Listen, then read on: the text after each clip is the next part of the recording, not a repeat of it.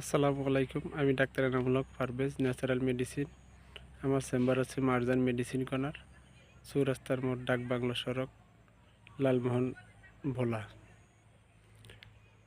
আমার আজকের বিষয় হচ্ছে হজম প্রক্রিয়া যাদের কম, খাবার খেলে বদহজম হয়, এই বিষয় নিয়ে একটু কথা বলতে চাচ্ছি। হজম প্রক্রিয়া আসলে মূলত হচ্ছে আমরা দেখা গেল কোনো খাবার খাইলে অতিরিক্ত খাবার যদি খাই, সে সময় আমাদের হজম প্রক্রিয়ার সমস্যা আছে, তাদের বদহজম হয়, ইনডাইজেশন হয়। এজন্য আমরা যাদের হজম প্রক্রিয়ার সমস্যা আছে তাদের পেটে এনজাইম উৎপাদন যদি কম হয় তাদের হজম প্রক্রিয়ার ঝামেলা হয়।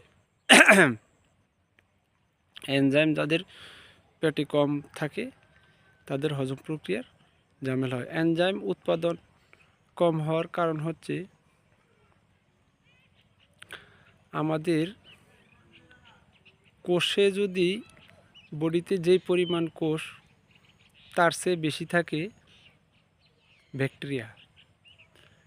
কোষ যদি থাকে 50 ট্রিলিয়ন আর ব্যাকটেরিয়া আছে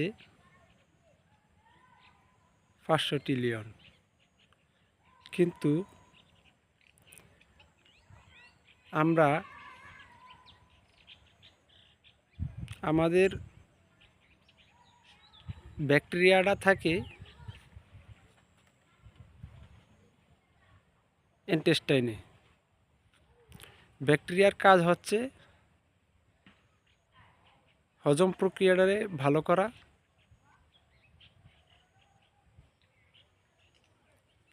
আর হজমের প্রক্রিয়ার যত কাজ আছে সব কাজগুলা করে ব্যাকটেরিয়া। যেমন amino acid, enzyme, vitamin B উৎপাদন করতে সাহায্য করে। এজন্য আমাদের ব্যাকটেরিয়াগুলোকে নষ্ট হওয়ার একমাত্র কারণ হচ্ছে আমরা যে সময় দুশ্চিন্তা করি সে সময় আমাদের কর্টিজল ব্যালেন্সটা একটু বেশি হয়। আর কর্টিজল ব্যালেন্সটা যদি বেশি হয় আমাদের লিভার এক ধরনের ভাইল তৈরি করে, ভাইলটা উৎপাদন করতে পারে না।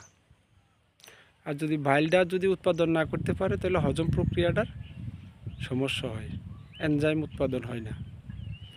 এজন্য আর যারা অতিরিক্ত দুশ্চিন্তা করেন তাদেরও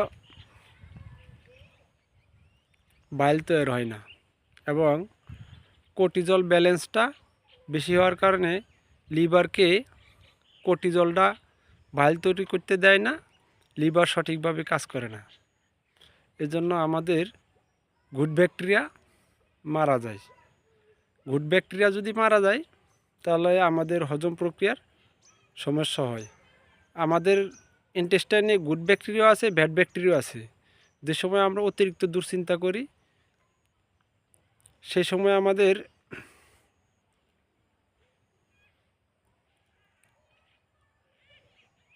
কর্টিজল হরমোন বেশি আসার কারণে আমাদের লিভারটা ভাইল তৈরি করতে পারে না। এজন্য আমাদের গুড ব্যাকটেরিয়াগুলো মারা যায়, ব্যাড ব্যাকটেরিয়াটা বেশি উৎপাদন হয়। এবং ইন্টেস্টাইনে সিবো এবং সিগো দুইটা ব্যাকটেরিয়া উৎপাদন হয়। যেমন ওভারগ্রোথ ব্যাকটেরিয়া, ওভারগ্রোথ ফাঙ্গাস, এগুলো হয়। আর আমাদের নার্ভাস সিস্টেমটা দুর্বল হয়। আর নার্ভাস সিস্টেমটা দুর্বল থেকে বাঁচার জন্য আমাদের অশ্বগন্ধা খেতে পারি। অশ্বগন্ধা জাতীয় একটা ট্যাবলেট আছে, যেমন নারবোলা। নারবোলা একটা করে 2 বার খাবারের আগে 1 থেকে 2 মাস খেতে পারি, এবং প্রোবায়োটিক গুড ব্যাকটেরিয়া নিতে পারি।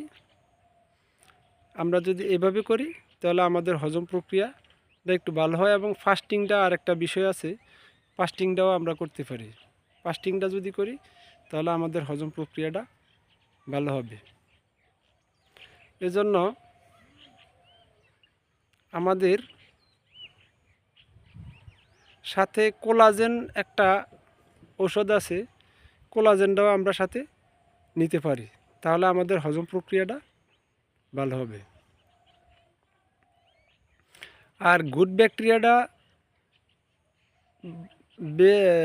মানে গুড ব্যাকটেরিয়াটা সাপোর্ট দেওয়ার জন্য, বেঁচে থাকার জন্য গুড ব্যাকটেরিয়ার একটা খাবার আছে যেটা প্রিবায়োটিক। এর প্রিবায়োটিকটা হচ্ছে মিষ্টি আলু। মিষ্টি আলুটা আমরা খেতে পারি, তাহলে আমাদের গুড ব্যাকটেরিয়াটা বাঁচবে। এজন্য আমাদের প্রোবায়োটিক নিতে হবে। অশ্বগন্ধার ক্যাপসুল আছে, নারবোলা, এটা নেওয়া যাবে। এবং কোলাজেন আছে মার্কেটে, কোলাজেনটা সকালে একটা বিকালে একটা খাওয়া যায়। আর গুড ব্যাকটেরিয়াটা সকালে একটা রাতে 2টা। আর যেসব দোকানে ফ্রিজ নেয় সেসব জায়গা থেকে আমরা গুড ব্যাকটেরিয়া কিনবো না। এভাবে আমাদের যাদের হজম প্রক্রিয়ার সমস্যা আছে এই সমস্যাগুলো আমরা সলভ করতে পারি। আর আজকে এই পর্যন্ত শেষ। আমার চ্যানেলটা যদি একটু ভালো লাগে লাইক, শেয়ার, সাবস্ক্রাইব করে দিবেন।